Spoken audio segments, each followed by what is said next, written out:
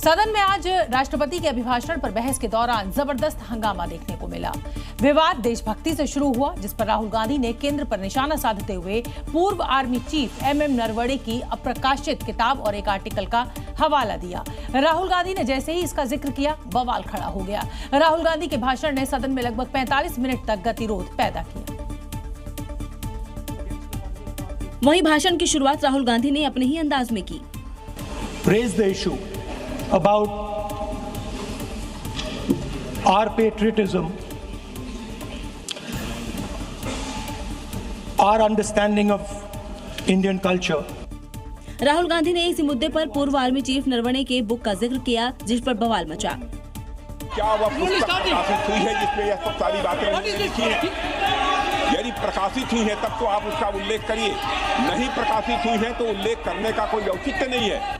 वहीं स्पीकर ने अखबारों की कटिंग सदन में पेश न करने की सलाह दी। किताबों पर, अखबारों पर, उनकी कटिंग पर यहाँ पर चर्चा नहीं होती है। सरकार की तरफ से फिर अमित शाह ने मोर्चा संभाला।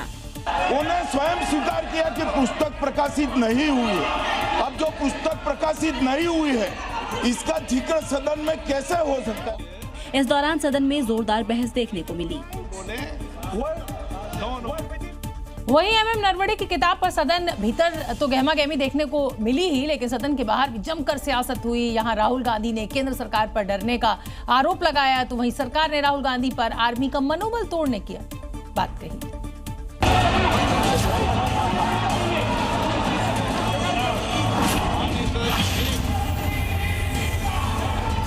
बचकाना हरकत कर रहे थे, सदन की गर्मा को तार-तार कर रहे थे। लग रहा था कि कोई एक ऐसा बच्चा आ गया है जो सब चीज को छोड़ करके अपनी बात कहता हूँ। डर किस बात का है? डर किस बात का है? सर एक लाइन का है, सिर्फ एक लाइन का डर है। एक लाइन है उसमें जो जिससे प्रधानमंत्री राजनाथ सिंह जी पूरी सरकार डरी। वो लाइन में अंदर बोलूँगा, कोई नहीं रोकेगा। राहुल गांधी जानबूझ के ये काम कर रहे हैं, हमारा देश का आर्मी का मनोबल को गिराने के लिए। वहीं इस दौरान सदन में बेहद ही दिलचस्प नजारा भी देखने को मिला, जब राहुल गांधी के बयान पर लोकसभा में हंगामे के बीच मोर्चा समाजवादी पार्टी के अध्यक्ष अखिलेश यादव ने संभाल लिया और राहुल गांधी के पक्ष में दलील देने लगे। साथ ही उन्हें उनकी बात कहने का मौका देने की मांग की। अगर कोई सुझाव ऐसा है देश के हित में, तो मैं समझता हूँ लीडर ऑपोजिशन को पढ़ देना चाहिए। इतना ही नहीं, उन्होंने राहुल गांधी की बात को आगे बढ़ाते हुए हमें चीन से ज्यादा सावधान रहने की जरूरत है। नेताजी, मुझे याद है डॉक्टर राम मनोहर लोहिया, जॉर्ज फर्नांडिस, नेताजी हमेशा ये बात अध्यक्ष जी जिताते रहे कि हमें हमेशा चीन से सावधान रहना है। सदन में अखिलेश यादव राहुल गांधी के संकट मोचन बने, उन्हें अपनी बात कहने के लिए स्पीकर से आग्रह किया। नेशनल सिक्योरिटी की कोई बात हो और बॉर्डर सिक्योरिटी की बात हो, और जिस समय देश के prime minister, defence minister, home minister, जिनके हाथों में सब कुछ है, वो हैं, तो मैं समझता हूँ लीडर अपोजिशन और विपक्ष जो कह रहा था वो बात सामने आनी चाहिए थी।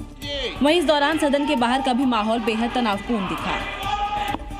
UGC के नए रेगुलेशंस पर भले ही सुप्रीम कोर्ट ने रोक लगा दी हो और सवर्ण समाज इसे राहत मान रहा हो, लेकिन अब इस एक्ट के समर्थन में प्रदर्शनों का दौर शुरू हो चुका है और इसकी शुरुआत बिहार की पटना यूनिवर्सिटी से हुई है, जहां छात्रों ने मंडल 2 के नारे लगाए, जिसके लिए सुबह से ही सैकड़ों की संख्या में छात्र पटना कॉलेज के पास जमा हो गए और जमकर नारेबाजी की।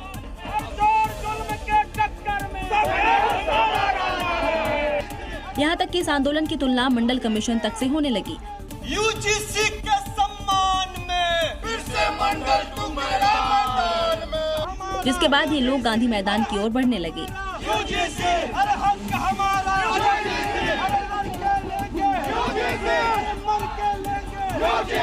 लेकिन पुलिस ने उन्हें JP गोलंबर के पास रोक दिया। छात्रों ने वहीं पोस्टर लहराकर प्रदर्शन शुरू कर दिया।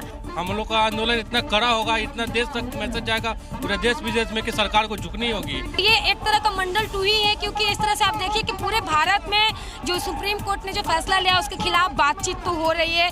एक्ट लागू होगा या नहीं, ये सुप्रीम कोर्ट की अगली सुनवाई में तय होगा, लेकिन उससे पहले इसका थमा हुआ शोर फिर से गूंजने लगा है।